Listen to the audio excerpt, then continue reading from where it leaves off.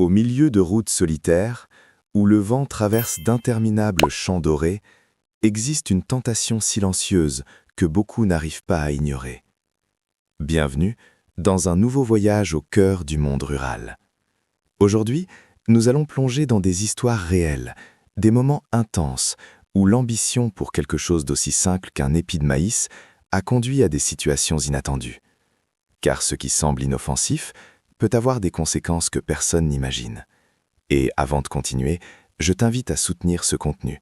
Laisse ton like, abonne-toi à la chaîne et dis en commentaire laquelle de ces histoires t'a le plus marqué.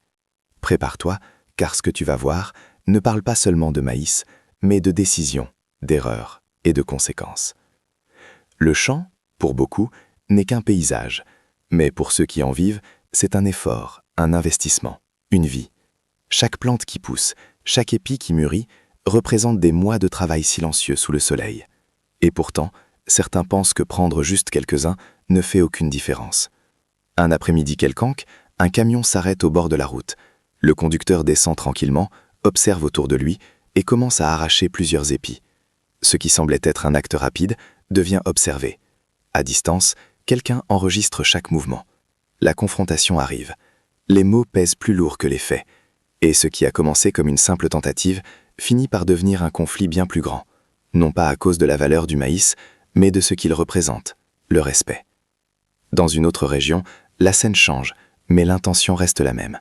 Un véhicule se gare à côté d'une plantation.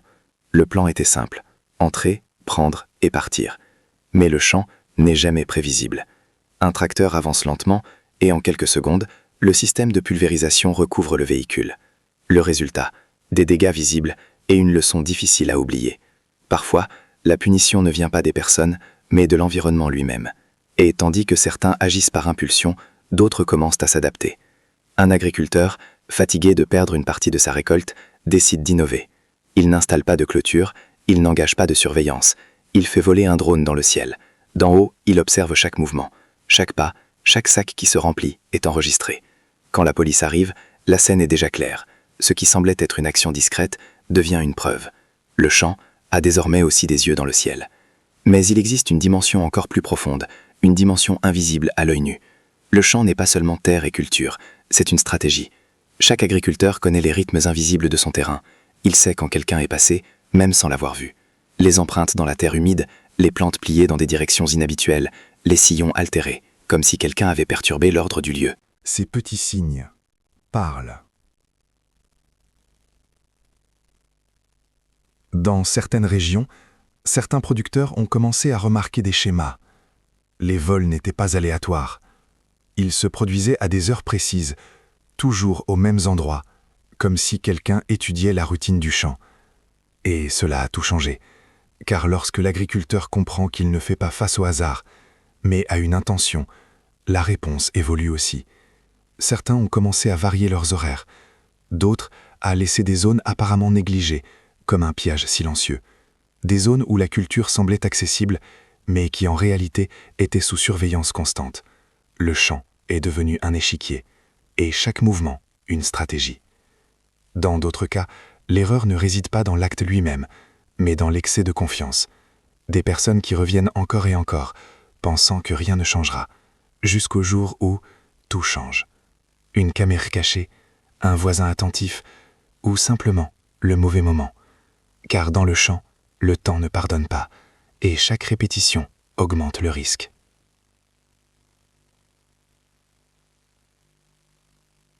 Il y a aussi ceux qui sous-estiment la valeur de ce qu'ils prennent. Ils pensent que quelques épis ne signifient rien. Mais si cet acte se répète, une fois, 10 fois, 100 fois, l'impact cesse d'être petit. Il devient une perte cumulative, silencieuse, mais constante, comme une fuite invisible qui peu à peu vide un réservoir. Et c'est là que naît la véritable préoccupation du producteur, non pas à cause d'un acte isolé, mais de l'accumulation de plusieurs. Car le champ dépend de l'équilibre, et toute altération, aussi minime qu'elle paraisse, peut le briser.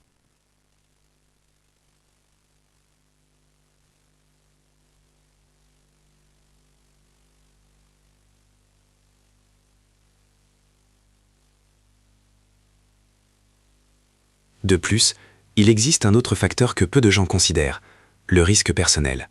Entrer dans une plantation n'est pas seulement franchir une limite légale, c'est pénétrer dans un environnement imprévisible. Des terrains irréguliers, des outils en mouvement, des animaux, des machines lourdes. Un faux pas peut devenir quelque chose de bien plus grave qu'une simple faute. Et pourtant, beaucoup ignorent ce danger, comme si le champ était un lieu statique, alors qu'en réalité, il est en activité constante. Chaque seconde, quelque chose se produit, et celui qui n'appartient pas à ce rythme peut s'y retrouver piégé.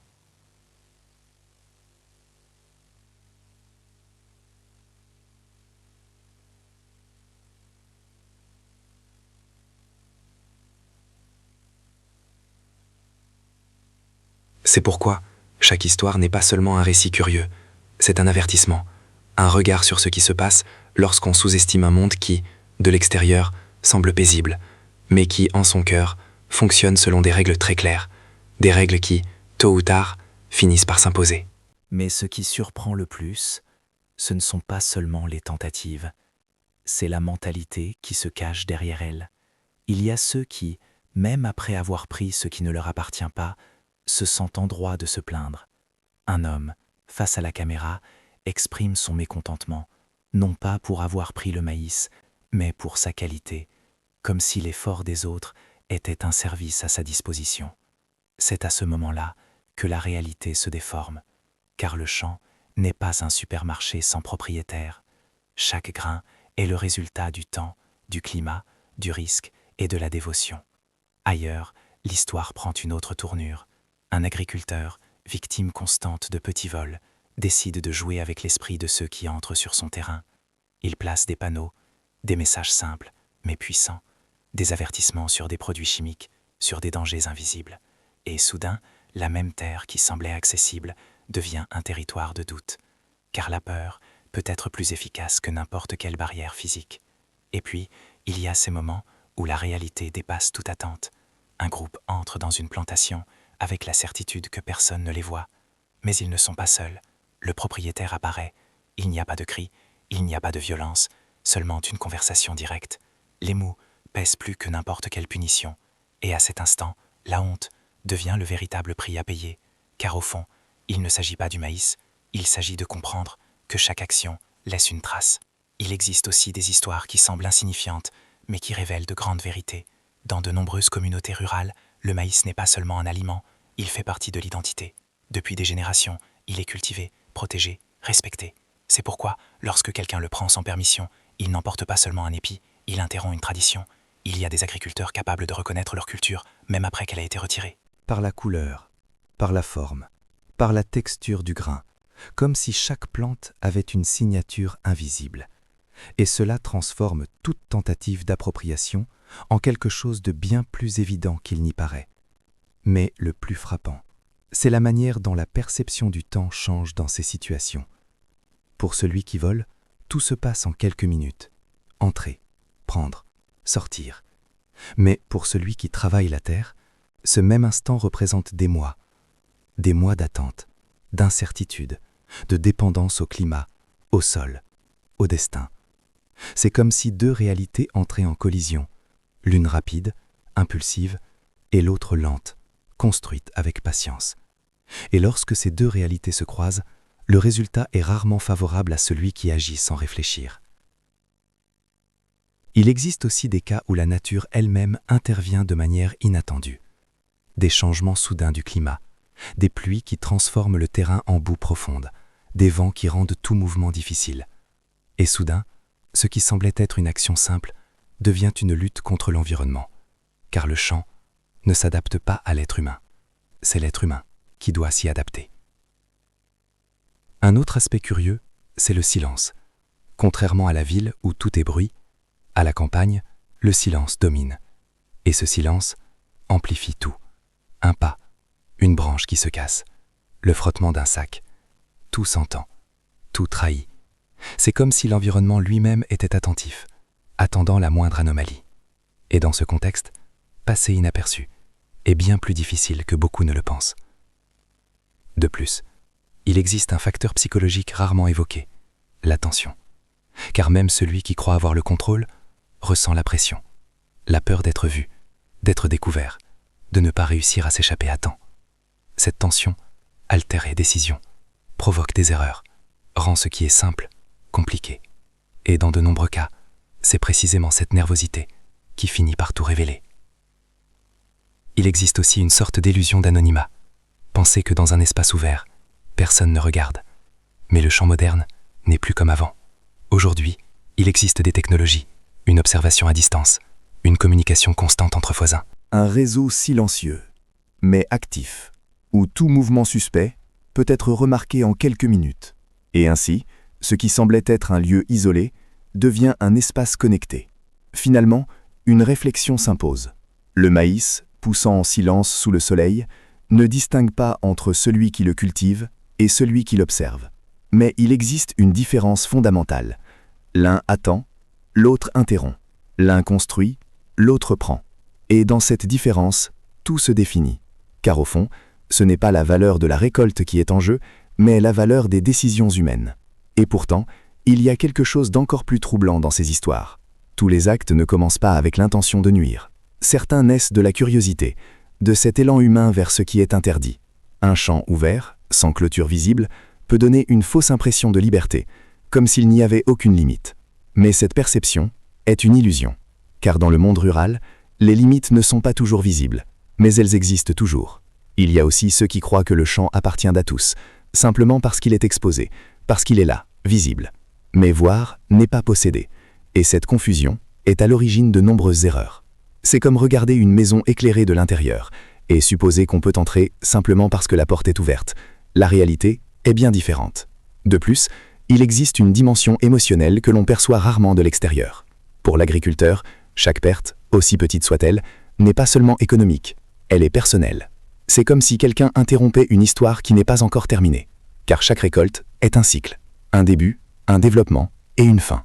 Et lorsque quelqu'un intervient avant le moment, il brise ce cycle, comme arracher une page d'un livre avant qu'elle ne puisse être lue.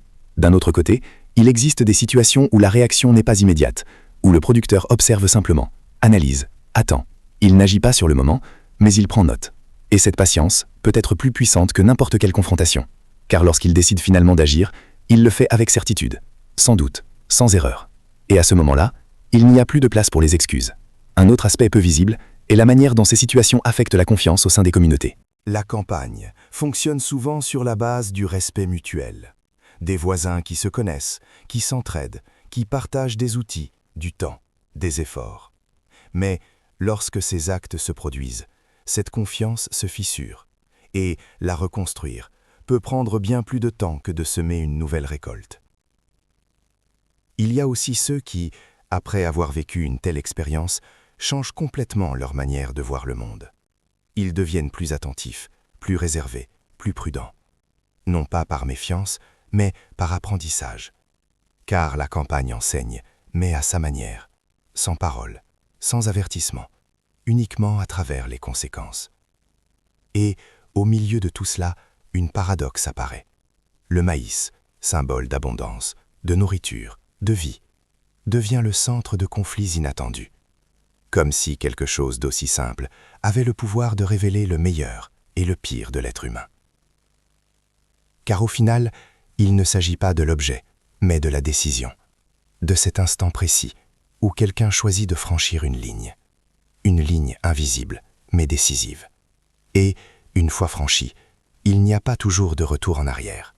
Car certaines actions, même si elles semblent petites, laissent des traces qui durent bien plus longtemps que n'importe quelle récolte. La campagne renferme des histoires que beaucoup ne connaissent jamais, des histoires d'efforts, mais aussi de mauvaises décisions. Prendre quelque chose de petit peut sembler insignifiant, mais derrière chaque épi, il y a une histoire bien plus grande. Et ceux qui oublient cela finissent par faire face à des conséquences inattendues. Car au final, la véritable valeur ne réside pas dans ce que l'on prend, mais dans ce que l'on respecte.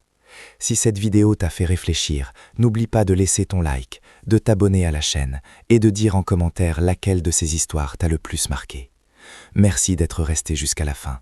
On se retrouve dans la prochaine vidéo de la chaîne Ferme Durable. Merci de nous avoir suivis. Que Dieu vous bénisse et à la prochaine.